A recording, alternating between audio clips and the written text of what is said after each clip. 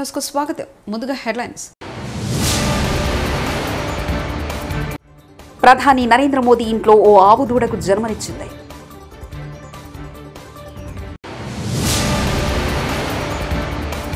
రేవంత్ రెడ్డి అసలు నువ్వు ముఖ్యమంత్రివేనా, నీకు అర్హత ఉందా? కేటీఆర్ ఘాటు వ్యాఖ్యలు.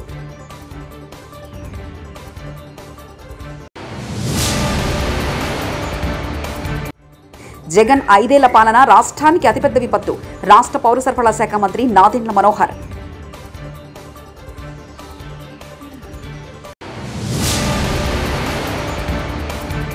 కేదార్నాథ్ యాత్రలో చిక్కుకున్న తెలుగు యాత్రికులు క్షేమం.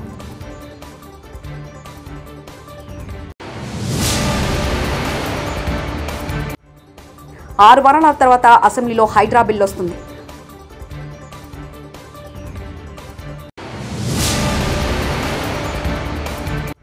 ఆరు నెలల్లో 2 రాష్ట్రాలకు 1,00,000 కోట్లు 100 కంపెనీలు తెప్పిస్తా కేఏ పాల్. ప్రధాని నరేంద్ర మోదీ ఇంట్లో ఆవు దూడకు జన్మనిచ్చింది. మోదీ ఆ దూడను దేవి విగ్రహం వద్దకు తీసుకెళ్లి ప్రత్యేక పూజలు నిర్వహించి శాలువా కప్పారు. నుదుటి మీద తెల్లటి రేఖతో పుట్టింది కాబట్టి దీప్ జ్యోతి అని పేరు పెట్టినట్లు ఆయన వెల్లడించారు. తన నివాసంలో దూడ కొత్త సభ్యుడిగా రావడంతో సంతోషాన్ని వ్యక్తం చేశారు ప్రధాని నరేంద్ర మోదీ.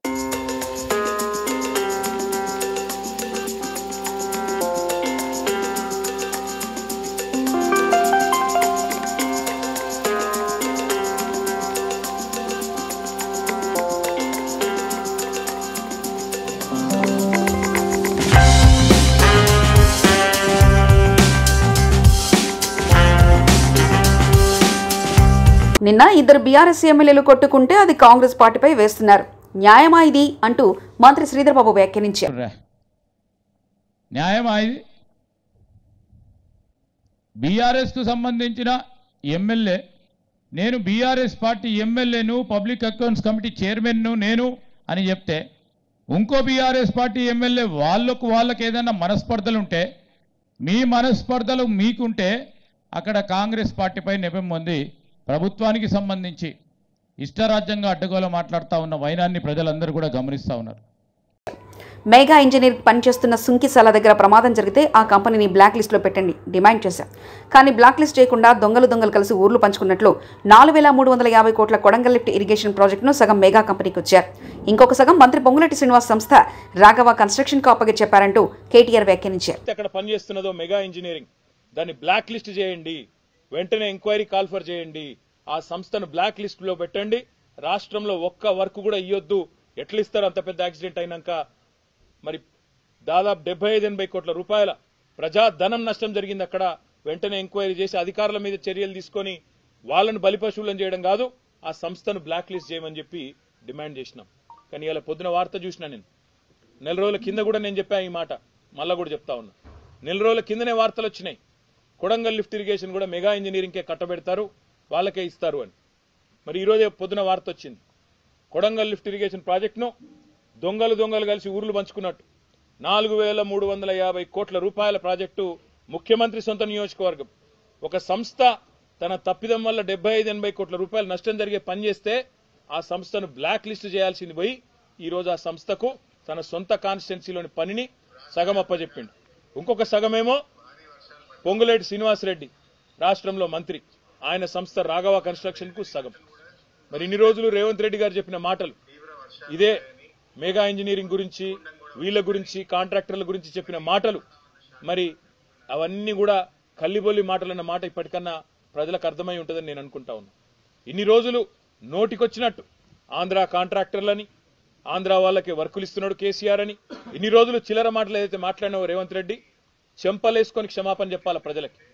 నీ సొంత నియోజకవర్గం కొడంగల్ లిఫ్ట్ ఇరిగేషన్ అనే ప్రాజెక్టు ఇవాళ ఏ సంస్థనైతే ఇన్ని రోజులు ఈస్ట్ ఇండియా కంపెనీ అని తిట్టినవో ఆ సంస్థకే కట్టబెట్టినవంటే నీ రంగేందో, నీ నైజమేందో, నీ నిజాయితీ ఏందో దీంతోనే బయటపడ్డదనే మాట నేను విజ్ఞప్తి చేస్తాను. నాతో పాటు రేవంత్ రెడ్డి, చంద్రబాబు నాయుడు ఇద్దరు అమెరికాకు వస్తే 6 నెలల్లో 2 రాష్ట్రాలకు 1,00,000 కోట్లు 100 కంపెనీలు తెప్పిస్తారు. రేవంత్ రెడ్డి అన్ని డబ్బులు ఖర్చు పెట్టి అమెరికాకు వెళ్లాడు. ఎన్ని కోట్లు పెట్టుబడులు పెట్టారంటూ, ఆ పెట్టుబడులు ఏవి అంటూ కేఏ పాల్ వ్యాఖ్యానించారు. 6 నెలల్లో 1,00,000 కోట్లు తెలంగాణకి, ఆంధ్రప్రదేశ్కి 1,00,000 కోట్లు 100 కంపెనీలు 6 నెలల్లో. లైఫ్లో మళ్ళీ అడుగు పెట్టను, రండి ముఖ్యమంత్రి నాతో పాటు అమెరికా. ఒకడు రాడే, వెళ్ళాడు రేవంత్ రెడ్డి కోట్ల రూపాయలు ఖర్చు పెట్టి చాలా దేశాలు తిరిగి వచ్చాడు. ఒక కంపెనీ తీసుకొచ్చాడా? ఒక 100 ఉద్యోగాలు తీసుకొచ్చాడా? తీసుకొస్తే ఇదిగో ఇది తీసుకొచ్చామన్న డిబేట్కి రమ్మనండి.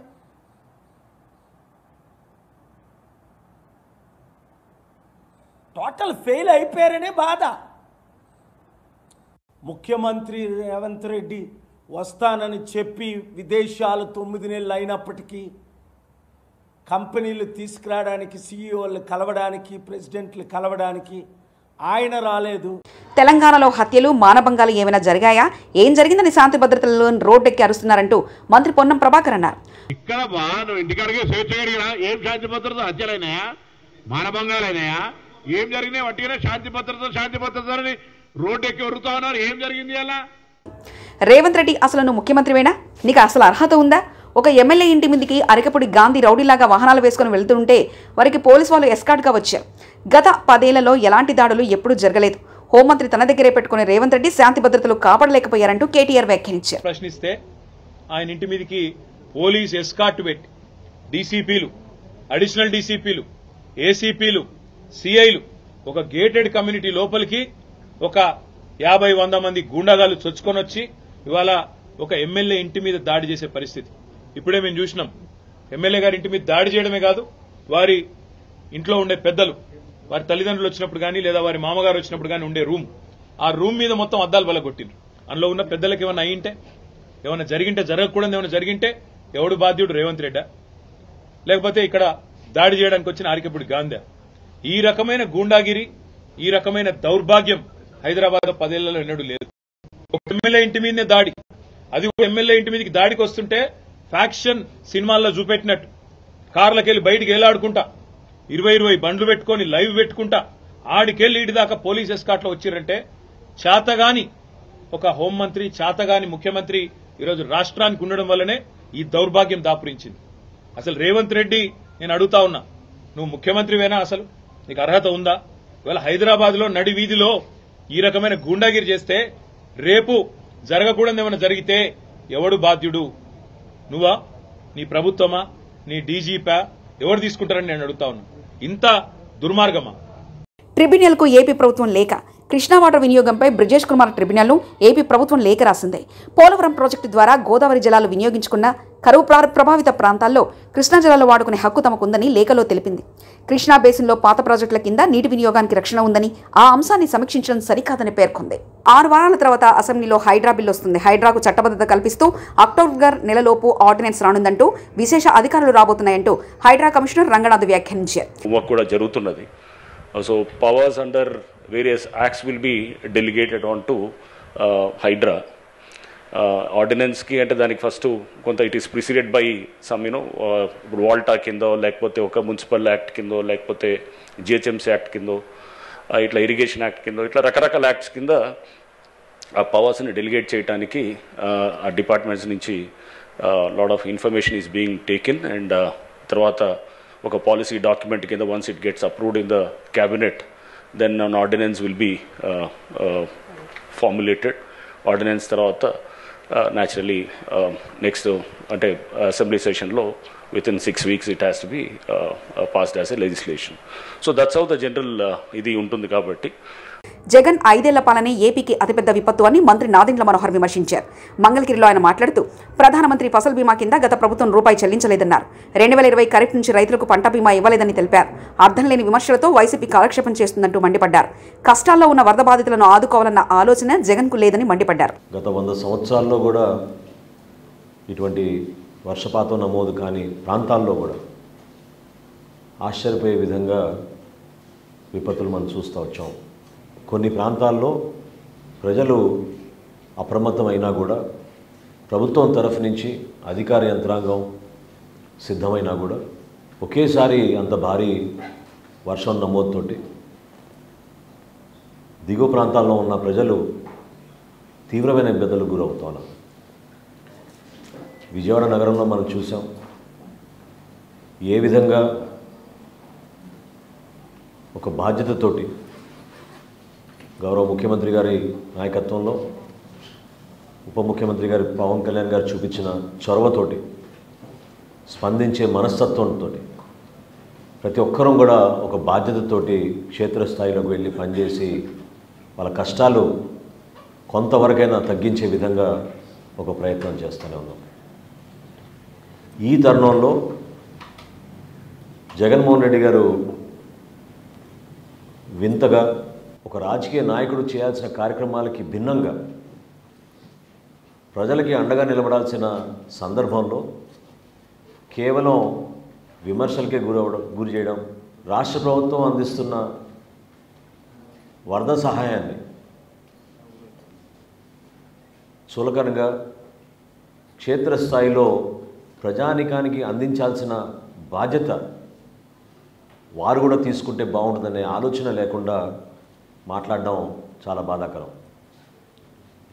విజయవాడ నగరంలో 2 సార్లు పర్యటించారు. నిన్న పిఠాపురంకి వెళ్ళారు, కాకినాడలో.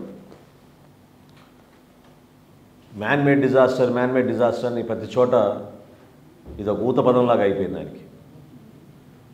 అసలు గత 5 సంవత్సరాల్లో జగన్మోహన్ రెడ్డి గారి పరిపాలనే మన రాష్ట్రానికి అతిపెద్ద విపత్తు.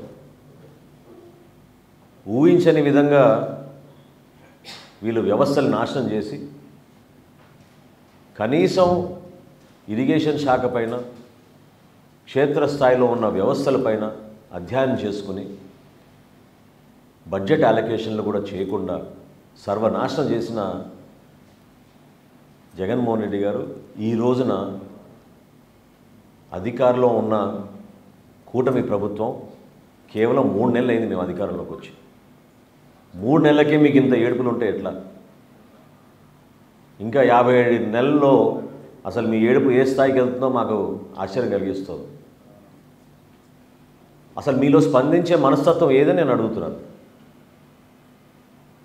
ఏ విధంగా పవన్ కళ్యాణ్ గారు నిలబడి రాష్ట్రంలో ఒక ఆదర్శవంతంగా 400 పంచాయతీలకి ₹1,00,000 విరాళం ఇచ్చి, తెలుగు రాష్ట్రాలకి ₹1,00,00,000 చొప్పున విరాళం అందించి,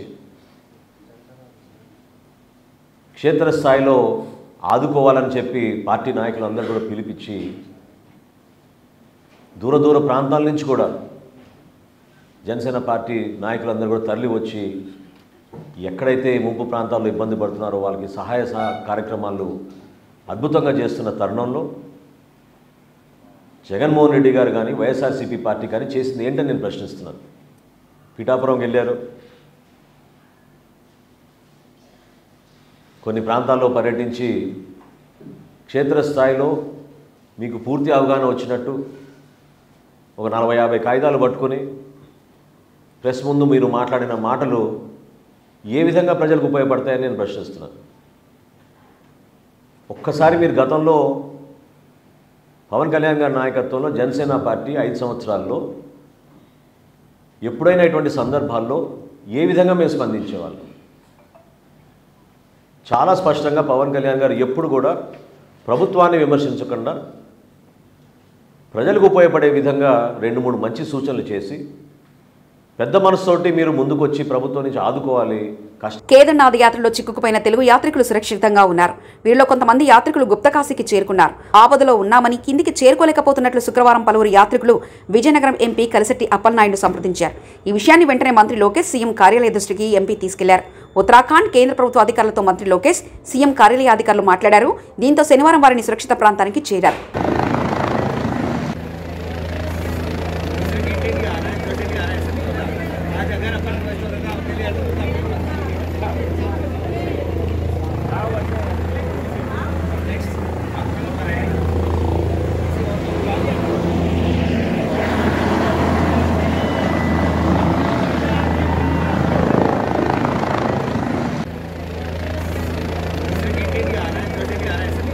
ఖైరతాబాద్ మహాగణపతి దర్శనానికి శనివారం భక్తులు పోటెత్తారు.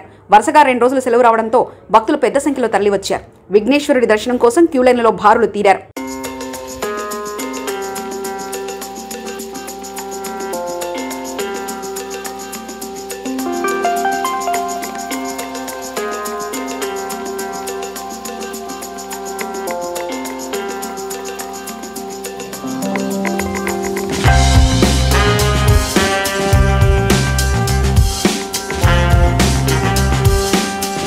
వరద బాధితులకు ఉచితంగా మందులు పంపిణీ. భారీ వర్షాలు వరదలతో తీవ్రంగా నష్టపోయిన ప్రజలను ఆదుకునేందుకు ముందుకు రావాలని ఉప ముఖ్యమంత్రి పవన్ కళ్యాణ్ పిలుపు మేరకు వివిధ ప్రజా సంఘాలు, పలువురు ప్రముఖులు, వ్యాపారస్తులు ముందుకొచ్చారు. మేము సైతం అంటూ మానవత్వం చాటుకున్నారు. సేవా కార్యక్రమాలు చేపడుతున్నారు. విజయవాడ ప్రాంతానికి చెందిన డీడీ రెమెడీస్ ప్రైవేట్ లిమిటెడ్ అనే సంస్థ వరద బాధితుల సహాయార్థం 40 లక్షల విలువ చేసే ఎమర్జెన్సీ మందుల కిట్లు పంపిణీ చేసేందుకు ముందుకొచ్చింది.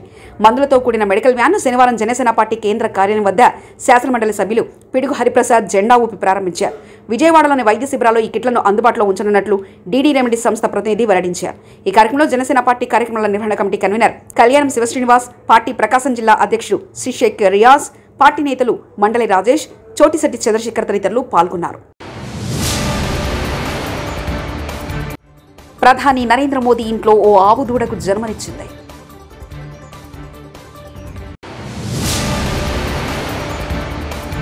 రేవంత్ రెడ్డి అసలు నువ్వు ముఖ్యమంత్రివేనా, నీకు అర్హత ఉందా? కేటీఆర్ ఘాటు వ్యాఖ్యలు.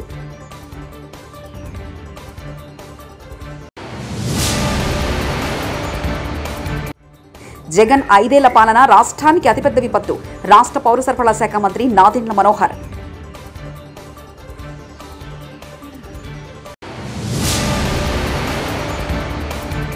కేదార్నాథ్ యాత్రలో చిక్కుకున్న తెలుగు యాత్రికులు క్షేమం.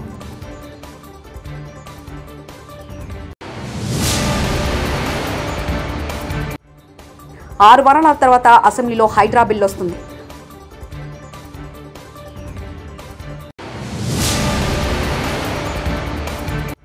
ఆరు నెలల్లో 2 రాష్ట్రాలకు 1,00,000 కోట్లు 100 కంపెనీలు తెప్పిస్తా కేఏ పాల్. ఇవి బులెటిన్ విశేషాలు. చూస్తూనే ఉండండి టీవీ 66 న్యూస్.